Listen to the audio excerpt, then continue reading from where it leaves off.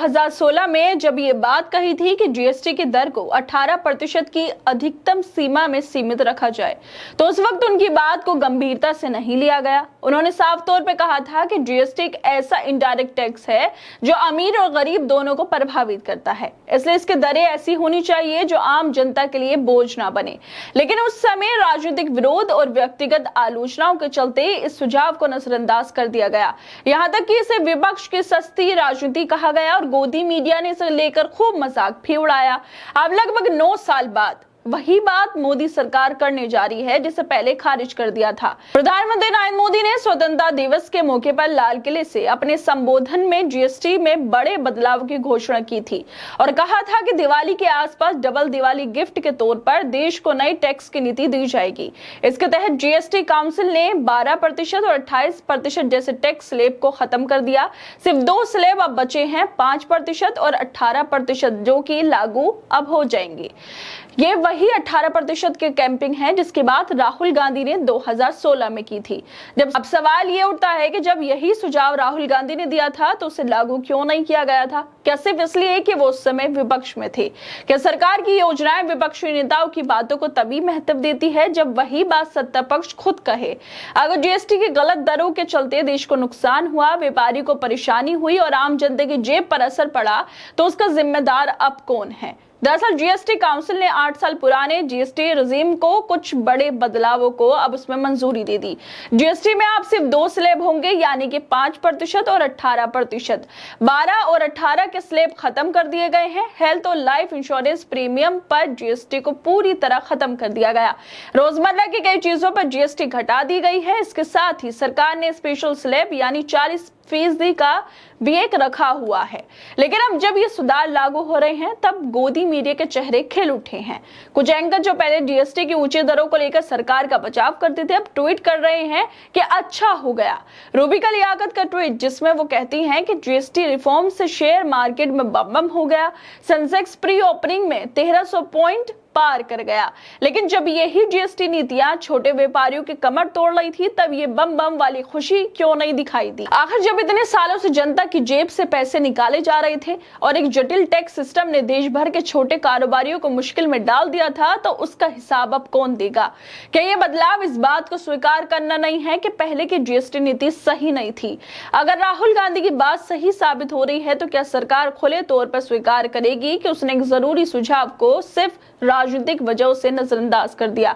राहुल गांधी ने 2016 में ट्वीट्स किए थे जिसमें उन्होंने लिखा था कि जैसे ही जीएसटी काउंसिल आज अपनी चर्चा शुरू कर रही है, मैं एक बार फिर जोर देकर कहना चाहता हूं कि जीएसटी की दर को 18% तक ही सीमित रखना सभी के हित में होगा। इसके अलावा राहुल गांधी ने और भी ट्वीट किए थे जिसमें लिखा था कि 2005 से ही कांग्रेस ऐसा जीएसटी चाहती थी जो न सिर्फ उद्योग और व्यापार के पक्ष में हो बल्कि आम लोगों के, खासकर गरीबों के लिए भी महंगाई बढ़ाने वाला ना हो। जीएसटी एक इनडायरेक्ट टैक्स है, इसलिए ये अमीर और गरीब दोनों को प्रभावित करता है। मैं जीएसटी काउंसिल से अपील करता हूं कि जीएसटी की दर को 18% या उससे कम रखा जाए ताकि गरीबों पर ज्यादा बोझ ना पड़े। सरकार और मीडिया दोनों को अब आत्ममंथन करना चाहिए। क्या आखिर क्यों 9 साल पहले दिए गए एक ठोस सुझाव को मजाक बनाया गया था? सरकार और मीडिया दोनों को अब आत्ममंथन करना चाहिए। क्या आखिर क्यों 9 साल पहले दिए गए एक ठोस सुझाव को तब मजाक बनाया गया था और अब उसी बात को ऐतिहासिक सुधार कहकर पेश किया जा रहा है? अगर तब सही फैसले लिए जाते तो शायद आज जीएसटी को लेकर इतनी नाराजगी और असंतोष नहीं होता। अब जब सरकार ने जीएसटी दरों में बदलाव किया है तो रूबिका लियाकत जैसे पत्रकार खुशी खुशी ट्वीट कर रहे हैं, कह रहे हैं कि शेयर बाजार बम हो गया, सुधार ऐतिहासिक है। लेकिन सवाल ये है, जब यही जीएसटी गरीब लोगों की कमर तोड़ रही थी तब छोटे व्यापारी बर्बाद हो रहे थे। जब रोजमर्रा की चीजों पर टैक्स का बोझ बढ़ रहा था तब ये पत्रकार कहां थे? तब किसी ने सरकार से सवाल क्यों नहीं पूछा कि आखिर जनता पर इतना बोझ क्यों डाला जा रहा है? उस वक्त चुप्पी साध लेना और अब ज्ञान देना क्या पत्रकारिता है या सिर्फ सत्ता की वाहवाही करना? अगर मीडिया सच में जनता की आवाज होती है तो ये सवाल पहले उठाए जाते, ना कि अब जब सरकार खुद बदलाव कर रही है और अपने पुराने फैसलों की गलती को सुधारने का दिखावा भी कर रही है। जिस तरह से राहुल गांधी पहले ही इन सबको लेकर ट्वीट कर चुके हैं। उसको लेकर कांग्रेस के नेता श्रीनिवास बीवी अब लिखते हैं कि जो बात राहुल जी ने 9 साल पहले कही थी, वो बात अनपढ़ भाजपाइयों को 9 साल बाद समझ आई और एक बार फिर से गब्बर को देश और राहुल के सामने नाक रगड़ते हुए झुकना पड़ा। चलो देर से ही सही, लेकिन सरकार को आखिरकार समझ तो आया कि जीएसटी की भारी भरकम दरों ने आम जनता की कमर तोड़ दी थी। अब अगर 12 और 28 जैसे स्लैब हटाकर सिर्फ 5 और 18 रखे जा रहे हैं तो इससे कम से कम लोगों को थोड़ी राहत जरूर मिलेगी, चाहे राजनीतिक मजबूरी हो या आर्थिक विवशता। लेकिन अगर इसका सीधा फायदा आम आदमी को मिलता है तो ये बाकी इसका स्वागत होना चाहिए। अब उम्मीद यही है कि ये बदलाव से दिखावा ना हो, आखिर असल में महंगाई के बोझ से जूझ रही जनता को कुछ सुकून मिले और भविष्य में फैसले समय रहते लिए जाएं ताकि देश को राजनीति के चक्कर में भुगतना ना पड़े।